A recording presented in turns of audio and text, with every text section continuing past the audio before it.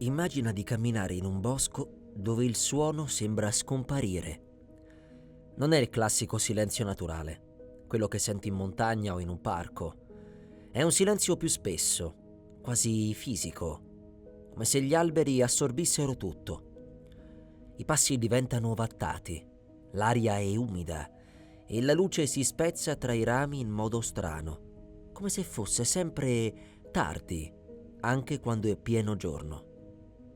Siamo ai piedi del Monte Fuji, in Giappone, e questo posto ha un nome che negli anni è diventato leggendario: Aokigahara. Forse l'hai già sentita chiamare la foresta dei suicidi. Ed è vero, è una delle ragioni per cui è famosa. Ma oggi non vogliamo raccontarti la versione che trovi nei titoli sensazionalistici o nei video che cercano solo di scioccare. Perché Aokigahara non è solo un luogo legato alla tragedia, è anche una foresta nata dalla lava, un labirinto naturale pieno di grotte, miti antichi e storie che hanno trasformato questo bosco in una specie di confine tra realtà e leggenda. E se resti fino alla fine, capirai perché Aokigahara fa così paura, anche a chi non crede ai fantasmi.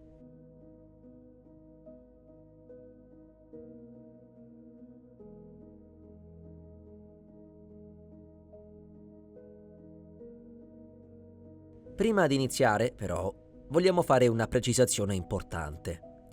In questo video parleremo anche di un argomento delicato perché Aokigahara è collegata a episodi di suicidio. Non entreremo in dettagli morbosi o scioccanti, né vogliamo trasformare questa storia in intrattenimento horror.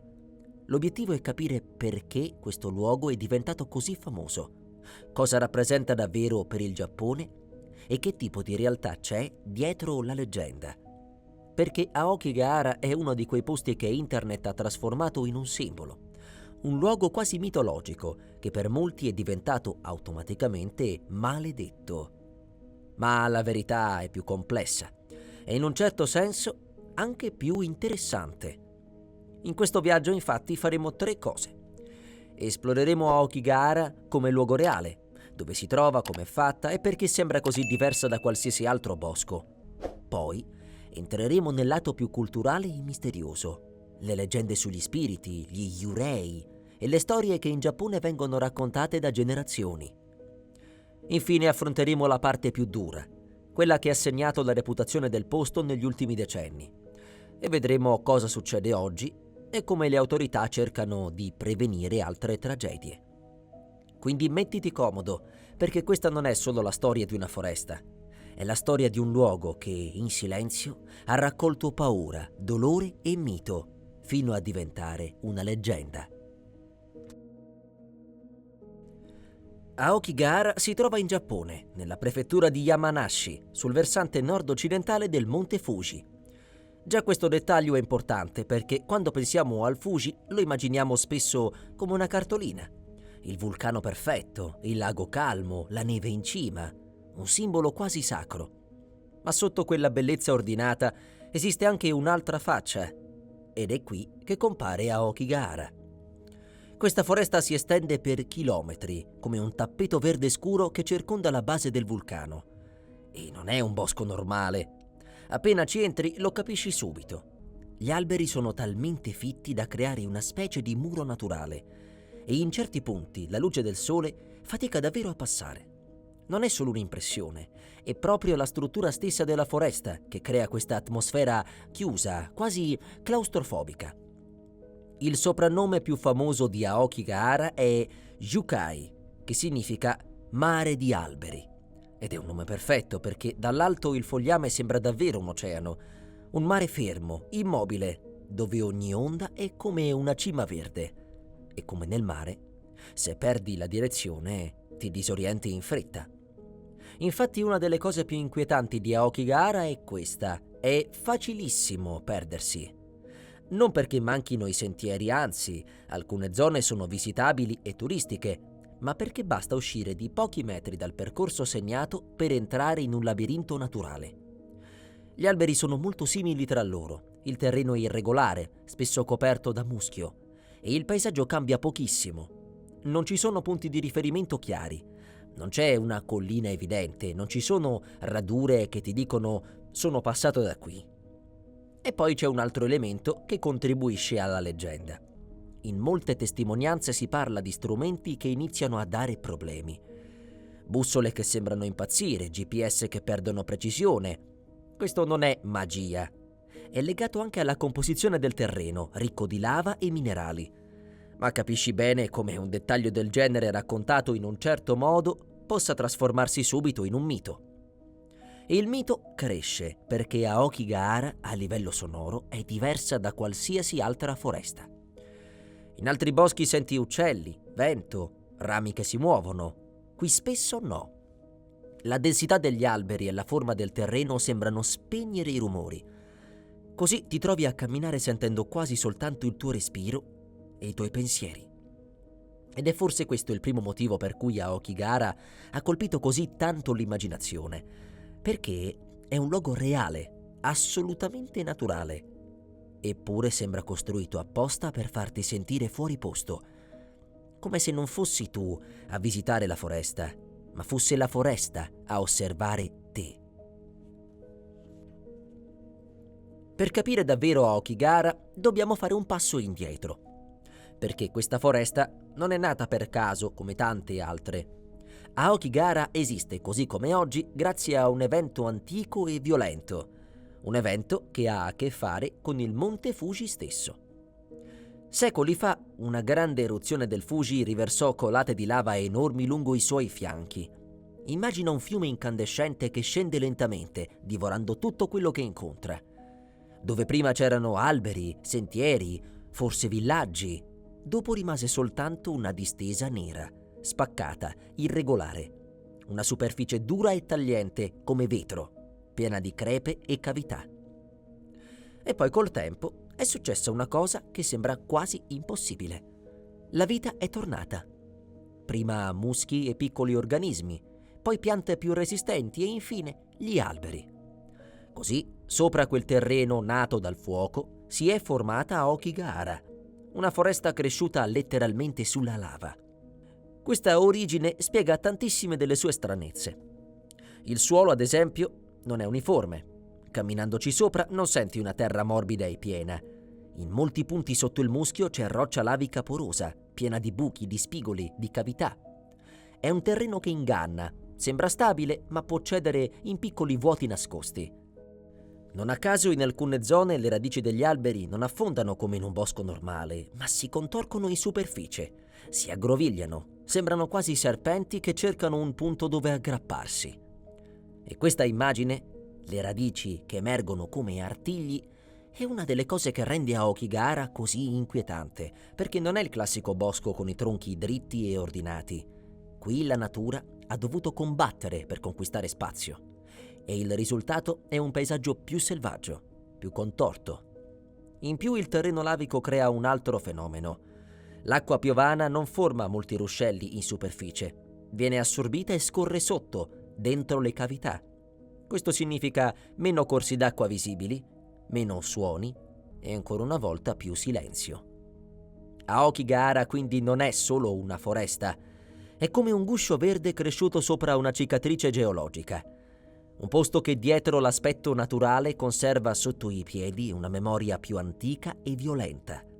E forse è proprio questo che si percepisce istintivamente quando ci entri.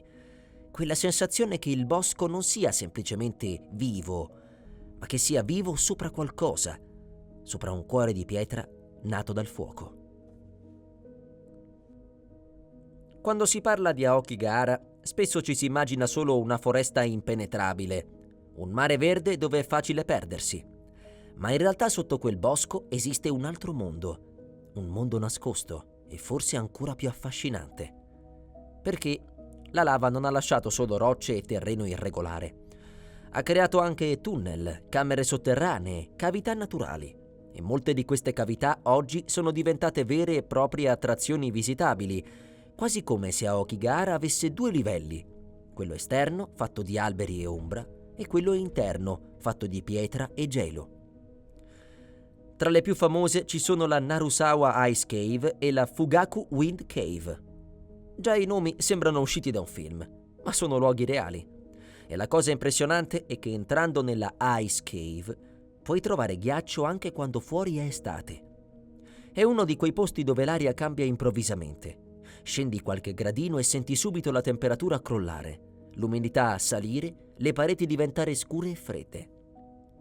Il soffitto e le pareti sono laviche, irregolari, come se qualcuno avesse congelato il movimento del fuoco e lo avesse trasformato in pietra.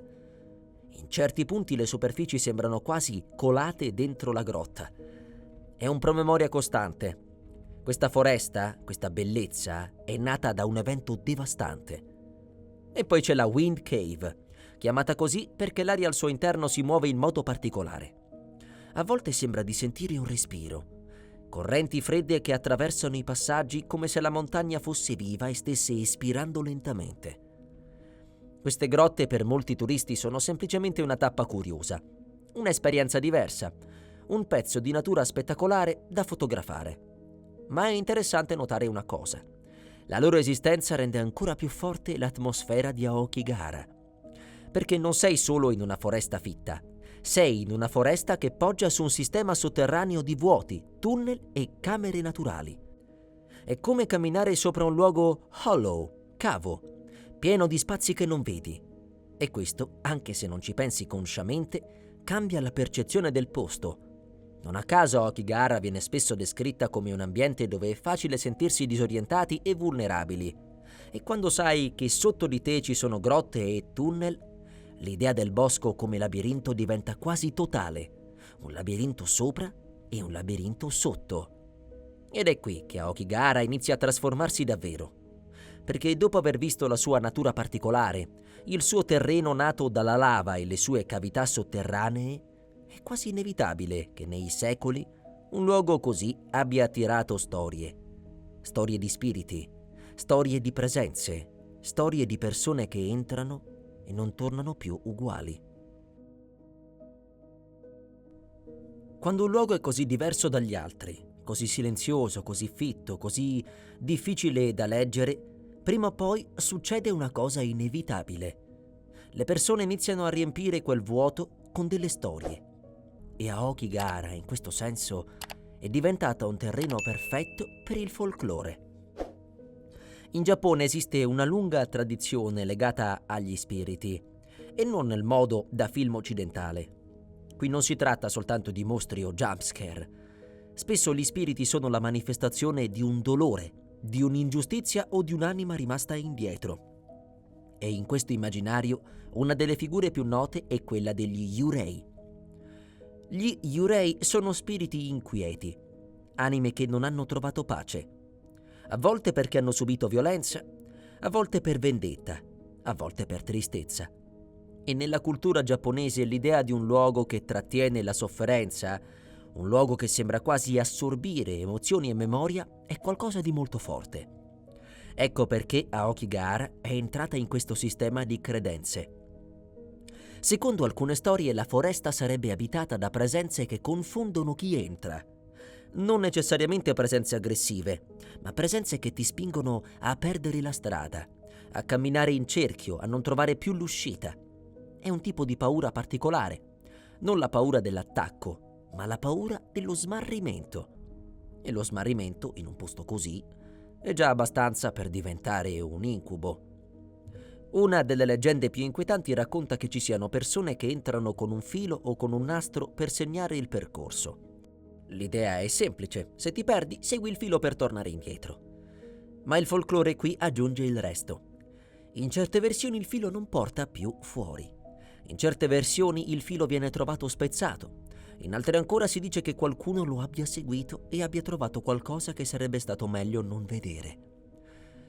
La cosa interessante è che questa storia è inquietante proprio perché parte da una realtà concreta. In Aokigahara perdersi è davvero facile, quindi il confine tra necessità pratica e leggenda diventa sottilissimo. Poi ci sono le storie di chi sente voci nel bosco, voci lontane, come richiami, come sussurri. C'è chi giura di aver sentito passi dietro di sé, ma senza trovare nessuno. Chi racconta di avere improvvisamente la sensazione di essere osservato. E qui non importa se si crede o meno ai fantasmi, perché anche senza nessuna presenza soprannaturale, Aokigahara è un luogo che ti porta a sentirti piccolo, isolato, vulnerabile. Un luogo dove la tua mente inizia a fare quello che fa sempre in condizioni estreme, riempire i vuoti. Ed è proprio questo che rende la foresta così potente nella cultura giapponese. Aokigahara è diventata uno spazio liminale, un confine, un posto dove simbolicamente puoi passare da uno stato a un altro, dal conosciuto all'ignoto, dalla sicurezza allo smarrimento. E quando un luogo viene percepito così, non resta mai solo un luogo, diventa una storia. E ogni storia, con il tempo, attira altre storie. Arrivati a questo punto, però, c'è una domanda che non possiamo evitare. Perché se è vero che Aokigahara è una foresta straordinaria dal punto di vista naturale, e se è vero che è piena di miti e leggende, è anche vero che negli ultimi decenni il suo nome è diventato famoso nel mondo per un motivo molto più oscuro. Aokigahara è spesso associata al suicidio. E non è un'associazione romanzata, è una realtà tragica che ha segnato l'identità del luogo e il modo in cui viene percepito, dentro e fuori dal Giappone. Prima di tutto bisogna chiarire una cosa. Non è la foresta a causare nulla. Non esiste un posto magico che ti trascina verso scelte estreme. Le persone che arrivano a quel punto stanno affrontando sofferenze enormi, spesso invisibili agli altri. E ridurre tutto a una leggenda, un posto maledetto, una foresta che chiama, significa spostare l'attenzione dalla verità più importante, il dolore umano. In Giappone, come in molti altri paesi, la salute mentale è un tema complesso. Ci sono dinamiche culturali e sociali che possono rendere più difficile chiedere aiuto. La pressione del lavoro, l'idea di non essere un peso per gli altri, la paura della vergogna, la necessità di resistere e non mostrare fragilità. Ovviamente questo non significa che il Giappone sia diverso in senso assoluto. La sofferenza psicologica esiste ovunque. Ma qui queste dinamiche si intrecciano con una storia lunga, con un immaginario culturale forte e con un rapporto particolare tra individuo e società. E Aokigahara lentamente si è trasformata nel simbolo di tutto questo. Un luogo isolato, difficile da leggere, pieno di silenzio e di vegetazione fitta. Un posto dove è possibile allontanarsi dal mondo in modo quasi totale. E quando una storia inizia, quando un luogo inizia ad essere associato a un certo evento, purtroppo quell'associazione tende a rinforzarsi nel tempo. Questo è uno degli aspetti più crudi della reputazione di Aokigahara. A un certo punto il nome stesso della foresta diventa parte del problema. Diventa una parola che circola, un riferimento culturale, un'idea. E qui entra in gioco anche un altro elemento, i media. Libri, film, articoli, storie online hanno contribuito a creare un'immagine sempre più pesante della foresta. E spesso, soprattutto fuori dal Giappone, questa immagine è stata raccontata in modo superficiale, quasi come una curiosità horror, una location da brividi. Ma non c'è niente di cinematografico o romantico in tutto questo. È una tragedia, è sofferenza e per molte famiglie è un lutto che non diventa mai davvero passato. Ed è proprio per questo che quando si parla di Aokigahara bisognerebbe farlo con un'attenzione diversa. Non con paura, non con sensazionalismo, ma con rispetto. E a questo punto vogliamo dire una cosa, chiaramente. Se tu, che stai guardando questo video, stai attraversando un periodo difficile o ti senti in un tunnel senza uscita, non restare da solo. Parlane con qualcuno, un familiare, un amico, un professionista. Chiedere aiuto non è una debolezza, è una forma di sopravvivenza. E se nel tuo paese esiste un numero di supporto psicologico o un servizio di emergenza, ti invitiamo davvero a usarlo. Perché nessun luogo, nessuna leggenda e nessun silenzio valgono quanto una vita. E proprio per contrastare questa realtà, oggi ad Aokigahara esistono iniziative concrete, cartelli, pattugliamenti, volontari, tentativi di interrompere quel momento di isolamento totale in cui una persona può sentirsi come se non ci fosse alternativa. Se oggi Aokigahara è conosciuta praticamente ovunque nel mondo, non è solo per la sua posizione ai piedi del Fuji o per le sue particolarità geologiche. La verità è che Aokigahara è diventata un simbolo globale soprattutto per un motivo. È stata trasformata in un racconto e quando un luogo entra nei racconti, cambia. All'inizio per molti giapponesi Aokigahara era semplicemente una foresta particolare, densa, difficile da attraversare, piena di grotte laviche, legata a superstizioni locali. Un posto che poteva incutere timore, sì, ma un timore tradizionale, quasi spirituale. Poi però succede qualcosa. Questa foresta entra nella narrativa moderna.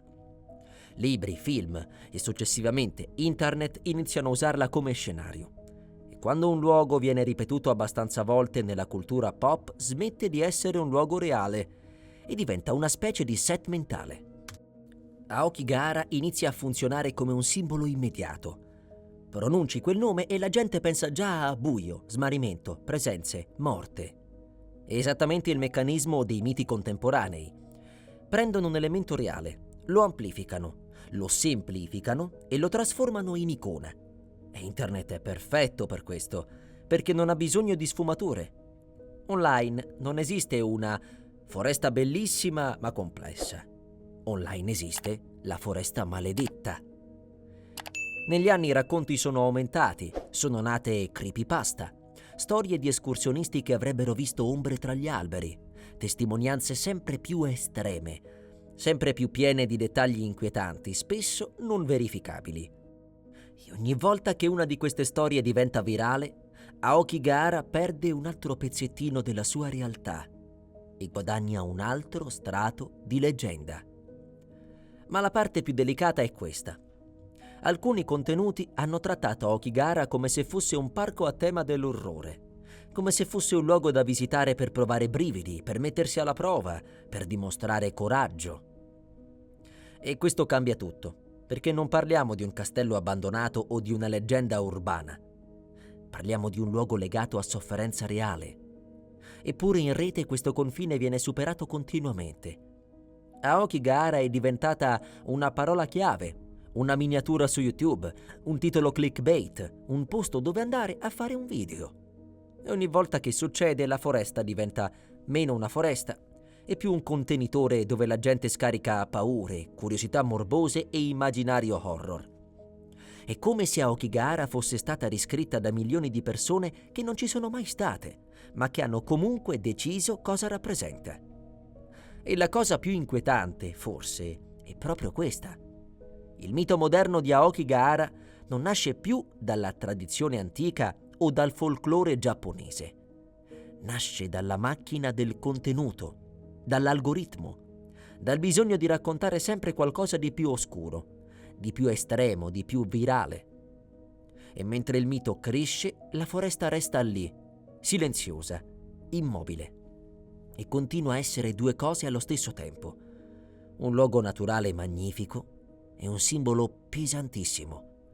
Ed è proprio per questo che negli ultimi anni in Giappone sono state adottate misure molto concrete, non contro gli spiriti o contro le leggende, ma contro il problema reale. Cercare di salvare vite, di prevenire, di intervenire prima che sia troppo tardi. Quando un luogo viene associato a tragedie ripetute nel tempo, prima o poi succede qualcosa. Non puoi più limitarti a raccontarlo come una leggenda o a trattarlo come un tabù. Devi intervenire in modo concreto. E ad Aokigahara oggi l'intervento esiste. Una delle cose più particolari e allo stesso tempo più toccanti sono i cartelli. Non sono cartelli turistici del tipo «Attenzione, sentiero difficile» oppure «Vietato entrare». Sono cartelli che parlano direttamente alla persona. Messaggi brevi, semplici, umani. Frasi che invitano a fermarsi, a respirare, a ripensarci. Frasi che ricordano l'esistenza della famiglia, di chi ci vuole bene, di qualcuno che potrebbe ascoltare. In alcuni casi sono riportati numeri di supporto, contatti, linee telefoniche di aiuto. E l'effetto è fortissimo, perché stonano completamente con il paesaggio. Se tu stai camminando in una foresta silenziosa e incontri un cartello che non ti parla di sentieri, ma ti parla della tua vita, capisci subito che quel posto porta con sé qualcosa di più grande della natura. Oltre ai cartelli esistono anche interventi più diretti. Ci sono pattugliamenti, controlli e in alcuni periodi anche la presenza di volontari o figure incaricate di osservare e cercare di riconoscere situazioni a rischio. Persone che non sono lì per giudicare, ma per tentare un contatto, per interrompere quell'isolamento totale che la foresta può amplificare. Perché questo è uno dei punti chiave. Il vero nemico qui non è la foresta, è l'isolamento. Aokigahara, con la sua densità e il suo silenzio, può diventare lo scenario perfetto per chi vuole sparire dal mondo. Ed è proprio per questo che la prevenzione cerca di fare l'unica cosa possibile: riportare la persona dentro il mondo, anche solo per un istante, anche solo con una frase. Ed è difficile non pensare a quanto debba essere strano per un paese dover gestire un luogo così. Una foresta bellissima, nata dalla lava, piena di grotte e sentieri, visitata da turisti, ma allo stesso tempo segnata da un peso simbolico enorme. Per questo alcune aree sono controllate, altre scoraggiate, e spesso i percorsi accessibili vengono tenuti ben segnalati, non solo per evitare che i visitatori si perdano, ma anche per ridurre quel senso di totale separazione dal resto del mondo. Perché la verità è che Aokigahara è uno di quei posti dove una semplice cosa, come un sentiero, un cartello, una presenza umana, può diventare letteralmente una linea tra due destini. E dopo tutto quello che abbiamo raccontato, forse il punto più importante è proprio questo. Esistono leggende, esiste folklore, esiste internet, ma esiste anche un tentativo concreto di cambiare la storia di questo luogo.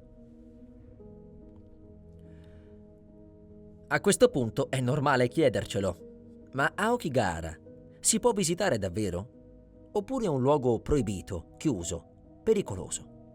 La risposta è sì, si può visitare. In molte zone è addirittura un posto turistico come altri, con sentieri segnalati, mappe e percorsi collegati anche alle grotte laviche di cui parlavamo prima. Però c'è un però. Aokigahara non è una foresta da prendere alla leggera, non perché sia maledetta, ma perché è oggettivamente particolare. Il terreno è irregolare, la vegetazione è fittissima, il paesaggio può diventare monotono e disorientante in pochissimo tempo e basta uscire dai sentieri principali per ritrovarsi in un ambiente dove tutto sembra uguale. Per questo il primo consiglio è semplice: resta sui sentieri segnati. Non è il classico suggerimento da guida turistica, qui è davvero fondamentale, perché l'idea romantica dell'esplorazione, esco un attimo dal percorso per fare una foto, in un posto del genere può trasformarsi in smarrimento.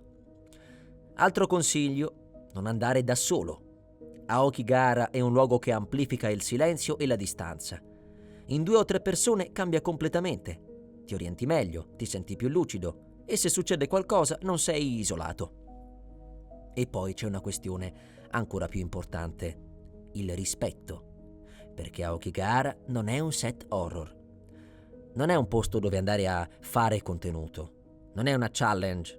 È una foresta reale, con una bellezza incredibile, ma anche una storia pesante e dolorosa. Quindi visitarla può avere senso. Può essere un'esperienza intensa, quasi meditativa, ma solo se lo fai con l'approccio giusto. In silenzio, senza provocazioni, senza cercare il brivido ad ogni costo. In un certo senso Aokigahara è uno specchio. Se ci vai come turista curioso e rispettoso, vedi una foresta unica al mondo. Se ci vai cercando oscurità, troverai oscurità. E forse questa è la cosa più potente del posto.